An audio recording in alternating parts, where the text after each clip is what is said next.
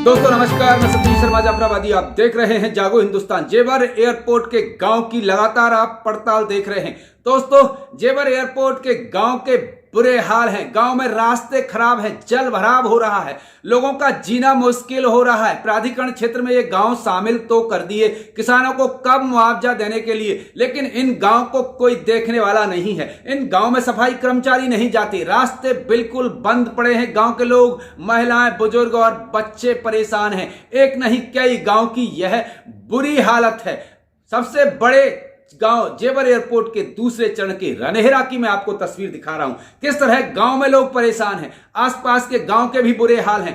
पानी की निकासी की समुचित व्यवस्था नहीं है, रास्ते खराब पड़े हैं। दोस्तों लगातार हम आपको जेवर एयरपोर्ट के गांव की पड़ताल दिखाते रहेंगे, आगे भी कुछ गांव की पड़ताल दिखाएंगे। अब हम आपको रनहेरा गांव में ले चलते हैं। क्या हालत बनी हुई है, नरक बन गया है रनहेरा गांव और लोगों का जीवन। आइए देखें रनहेरा गांव से जागो हिंदुस्तान।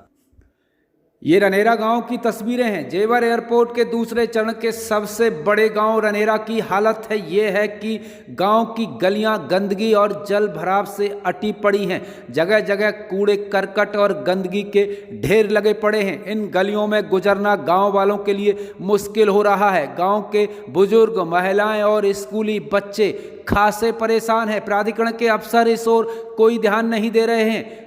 गांव में नियमित तौर पर सफाई कर्मचारी नहीं जाते। गांव की साफ सफाई और जल भराव की समस्या से निजात दिलाने के लिए जिम्मेदारी यमुना विकास प्राधिकरण की है। यह यमुना विकास प्राधिकरण के अधिसूचित क्षेत्र के गांव हैं और यमुना विकास प्राधिकरण ही इन गांव में विकास और अन्य कार्यों की देखरेख की जिम्मेदारी निभा रहा है, लेकिन यह जिम्मेदारी मात्र कागजों में चल रही है। गांव के लोगों में इस बाबत काफ़ी आक्रोश है।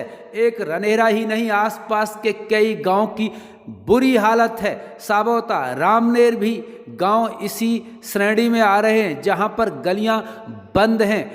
गलियों में जल भराव से लोग परेशान हैं।